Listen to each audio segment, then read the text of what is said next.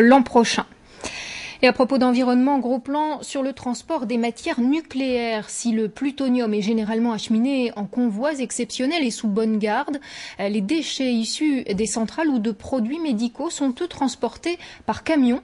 Des camions signalés par un simple macaron et qui émettent pourtant des radiations. Enquête d'Olivier Poncelet et Laurent Fabiou. Sur l'A7, la route des vacances, on trouve plus de pieds sur les tableaux de bord que de compteurs de rayonnement gamma. Il faut dire que ce passager n'est pas Monsieur Tout-le-Monde, membre d'une organisation indépendante de contrôle.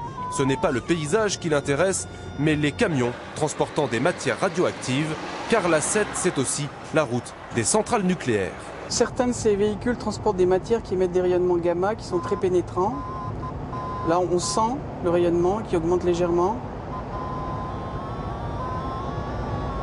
Doubler l'un des 400 000 camions de ce type circulant en France chaque année est absolument inoffensif, le temps d'exposition étant très court. Mais leurs chauffeurs sont bien obligés de s'arrêter, parfois pour dormir. Celui-ci touche une prime de 32 € par trajet de ce genre.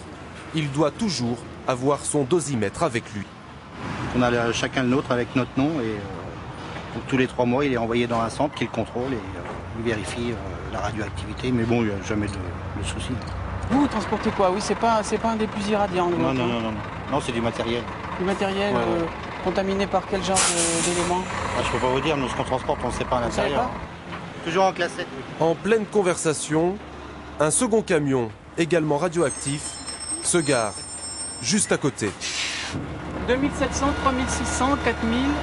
Là, on est à 100 fois le niveau de radioactivité naturelle, par contre, à proximité de ce véhicule, qui transporte également, c'est écrit dessus, du cobalt-60, qui est un élément radioactif émetteur gamma. Donc vous voyez qu'on est ici sur une aire de parking entre deux véhicules qui transportent des matières radioactives, avec un niveau de radiation qui est tout à fait anormal, puisqu'il est 100 fois supérieur à la normale.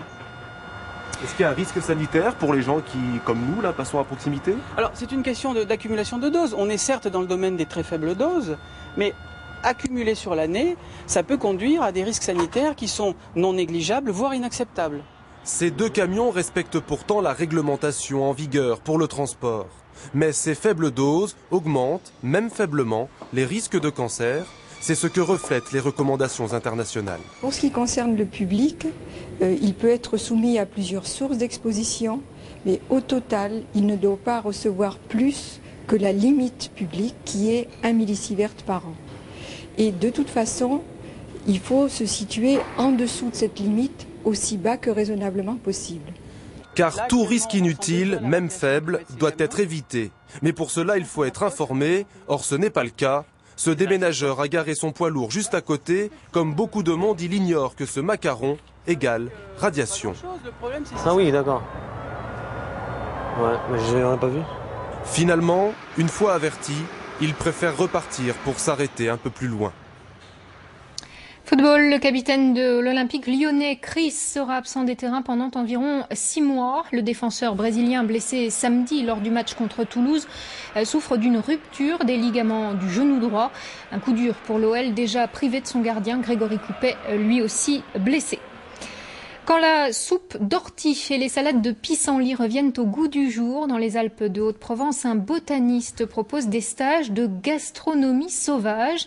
Ils attirent de plus en plus de curieux et de gourmets. Véronique Jean, Loïc Wex. Si vous vous perdez dans la nature, ce rhizome de Macette, ça sera